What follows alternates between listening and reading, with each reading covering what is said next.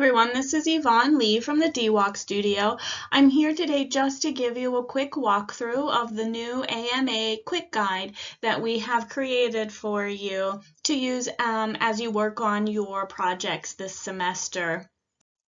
What you will notice at the top of the page, there are a few boxes. The very top one there just gives you a brief idea of where you can find copies of the AMA manual, so you don't have to feel like you need to run out and purchase a copy of your own. You'll see the library does have both a hard copy and an electronic copy for you to use.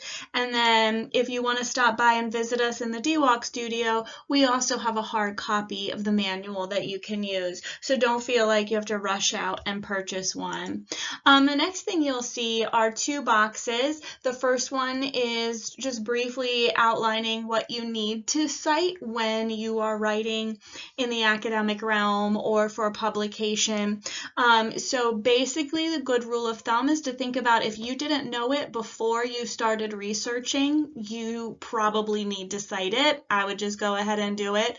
And any kind of direct quote, sentences, phrases, words that are unique to the source that you are using.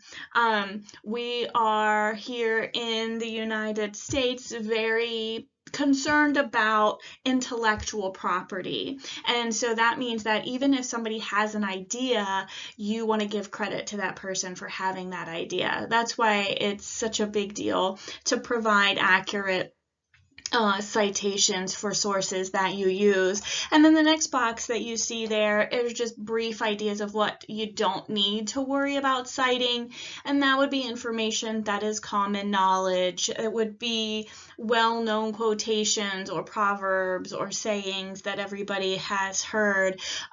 So you wouldn't need to worry about providing citations for those. However, I will say at this level of your careers, those will be few and far between. You will be mostly citing those ideas and the information that you have gotten from sources that are not common knowledge and that you didn't know before you started researching. So just do a quick rundown of that. And then if you go a little bit farther down the document, you will see a few boxes that talk about in-text citations and other concerns that we have when we're thinking about citations. So this first box that we're going to talk about is how to make citations in text. Now remember, this is a quick guide. It is not comprehensive. So all of the guidelines and formatting that we talk about here definitely are just the basics, and you'll want to make sure that you refer to the AMA manual for further instructions or examples or explanations. But it did just want to make sure that we talk through some of these very basic rules for AMA citations. The first point to make is that every reference should be cited in the text in any tables that you use in your document or figures that you use. They should be cited consecutively by order of appearance in the text. So if the first source that you use shows up in a table and not in your actual alphabetic text, that's the very first source. It is cited as source 1. Right? And then the next source is in the alphabetic text, then that is 2. So you cite them in the order in which they appear in the text. So it could happen that the very first source that you use is reference number 1, and then 7 pages in, you're referencing that same source again.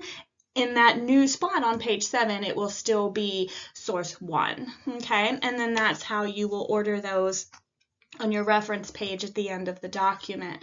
Now, how you will cite these is you're going to use Arabic superscript numerals in order to do your in-text citation. So you might be used to AMA format, to APA format or MLA format, and in those in-text citations, you'll use the author's last name and the year and the page number and all that jazz. AMA is not interested in that. They want to make it very concise and the text more more easy to be read. And so for that, your in-text citations are just your Arabic superscript numerals for the most part. And so how you want to think about is when you are using those go outside of periods and commas. Periods and commas are the two most common punctuation marks that we use in our writing. But then if you do happen to use colons or semicolons, you're going to put those superscript numerals inside of those. So if you look down at these two examples here right under there, we have Westman study revealed that Jackie had eaten 25 cookies. You see there's a period to the end of the sentence, and then there's the superscript 3. So that information came from that source, which was the third resource used in this text. And then the next example says the derived data were as follows, and you see there's a superscript 3, 4, and then a colon. So those superscript numerals go inside of colons and semicolons and outside of periods and commas. Something that is really important to keep in mind, this will come up a lot for you in your writing, is that when you have more than 2 consecutive references in a single instance, you use hyphens to join the first and the last number of a closed series. So if you go down a little bit, you see as previously reported, and then there's a comma, and then the Arabic superscript numerals come after that comma. But you see the numbers 3-8, right? So what that hyphen is telling your reader is that this information that you are reporting on is coming from source number 3, 4, 5, 6, 7, and 8. So the hyphen means that you've included all of those sources, okay? But what you want to keep in mind is when that's not the case, you're going to use a comma without a space for those non-consecutive references. So in that same example, you see there's a 1, 3, -8. Correct? So what that comma tells us is that the source number 2 is not included as a resource for this particular bit of information. So a comma means the numbers that are missing are not included. The hyphen means the numbers that are missing are included, okay? Now, something we want to be very careful about is placing those superscript numerals after a number or an abbreviated unit of measure, because what that means, if we put a superscript numeral after a number, it becomes an exponent. That's what it's telling your reader, and that's not what we mean for it to be. All we mean for it to be is an in-text citation. So you will put that superscript numeral after the noun or the word that comes after the number. So you see in this example, the 2 largest studies to date included 26 patients, superscript numeral 2, and 18 patients, superscript numeral 3. That 3 outside of the period, right? So it's very clear that we're not using it as an exponent.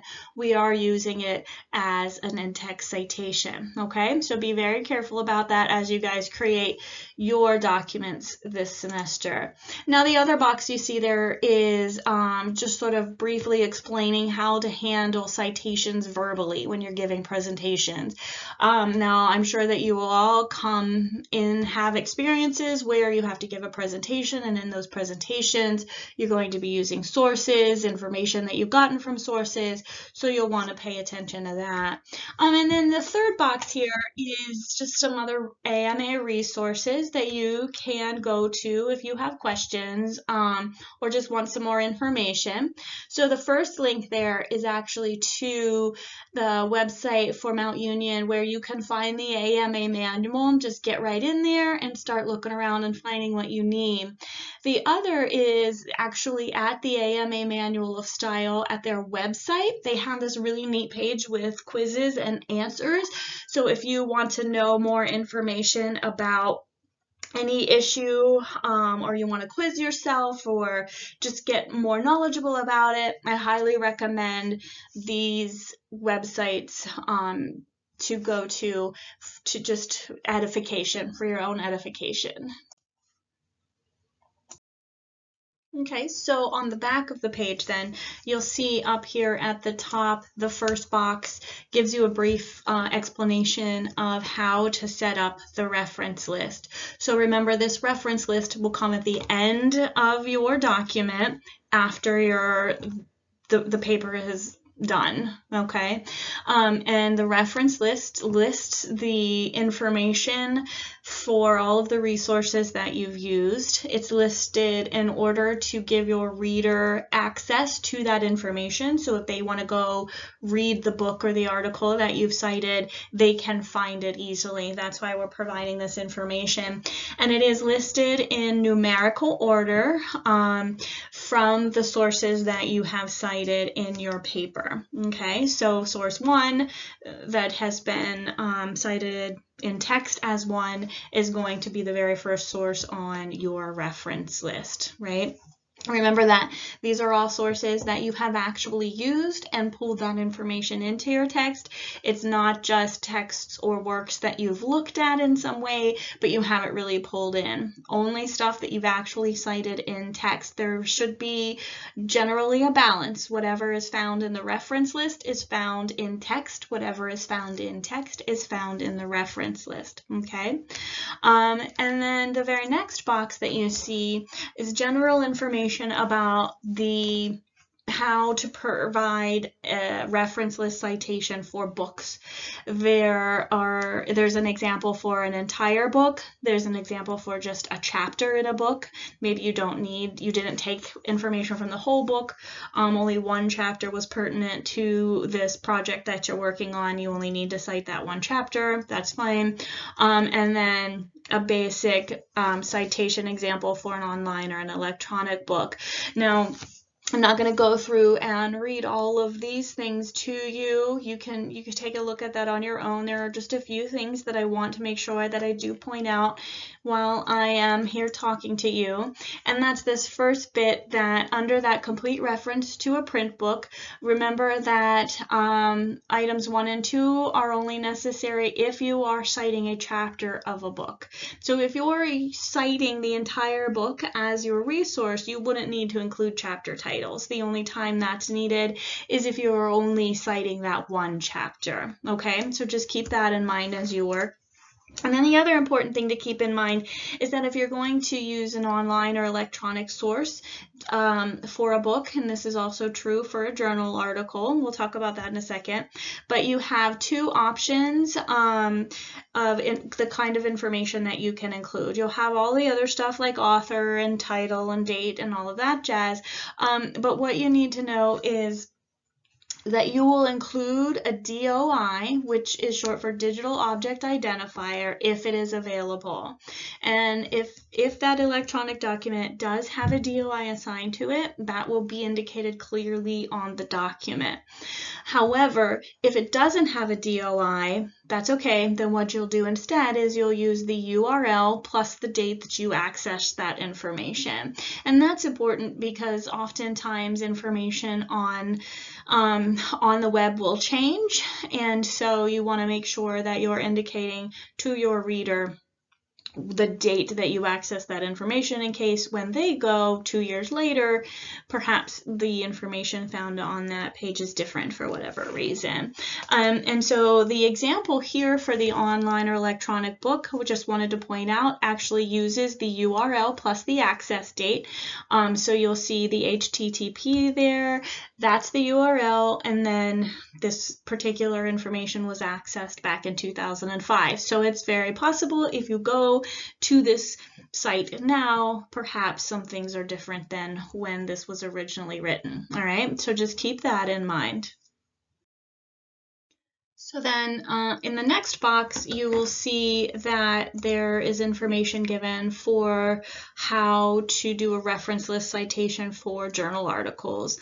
And that can be for articles that are print, but then there's also an example there for if the article is found online or you use an electronic version. Something to keep in mind is that very first example there, you see more than 6 authors. So if you have 1, to 6 authors, you will list the name of each author and then the title of the article. However, if there are more than 6, as you can see in this example, you will just give the first 3 authors and then you give the phrase et al. And basically that's Latin for and everybody else. And so they know that there are more authors that were involved in the writing of this piece. But I also want to make sure that I point out a couple of things here. That idea of the digital object identifier, again, like we talked about with the books, if that is available for an electronic or online journal article, you will want to make sure that you use that. However, if it's not available, it's acceptable to use the URL and the access date. For this particular example, I've used the DOI here to show you what that looks like, and you see the letters DOI and then a colon actually do show up. That is what it will look like on the document itself. So if that's there, that is preferred. If it's not, then you use the URL and the access date. And then the next box you see there is for how to build a citation for a package insert. This will come in handy for you guys. You will probably have to cite these at least one time in your project. So just pay attention here when you are citing the package insert. You could actually have the hard copy package insert that comes with the medication, but more than likely you will go online, and so you will provide the URL and the access date for that information. And then what you will see in the next box is how to build a reference page citation for websites. So it may happen that you have to go to a website, like the example here, the International Society for Infectious Diseases. Make sure that you build that website giving the information required. And again, it will be really important to provide the access date for a website, because oftentimes, like I said before, information does change so rapidly on the web that we just want to make sure we're being very clear about when that information was accessed. So at the bottom then is our contact information, where we are located. The DWOC's in the library. Stop in and see us. I do recommend that you make an appointment. You can go to the website there to make an appointment in our online scheduler. That way you have a guaranteed spot. Somebody will definitely be available to help you when you need help. But if that doesn't work for you and you just happen to be working near the library or in the library and you have a question and you want to run up, please feel free to stop in. If somebody is available, we'll be more than happy to help you. Okay, so that's the quick guide and how to use it. Hopefully you found that helpful. But before we go, there are a couple of other concerns that I just wanted to touch on very quickly before we go. So there are some common concerns that student writers often struggle with when it comes to some unique instances of resources that are found. So it could be that there's a supplement that you use, which would be an article that's published that's considered supplementary to maybe a journal issue that had already been published, and so then there's the supplement, or it's a special edition kind of thing. If you do run into sources like that you need to use in your project, then I recommend looking at section 3.11.18 in the AMA manual. It gives you a couple of different ways that you would need to consider citation formatting for that. And then the other issue is sometimes a journal that is a print journal, they do have a hard copy publication that they send out every so often, but sometimes what they'll do is they will publish articles ahead of time online. That way people who are in need of that information have it much quicker. They don't have to wait for that hard copy publication to come out every so often. So if you do happen to use information that was published online ahead of the print publication, you will want to make sure that you visit section 3.15.1 of the AMA manual, and it will walk you through a couple of different formats and when to use those, okay? So if there is an editor, this will typically come into play when you are dealing with books.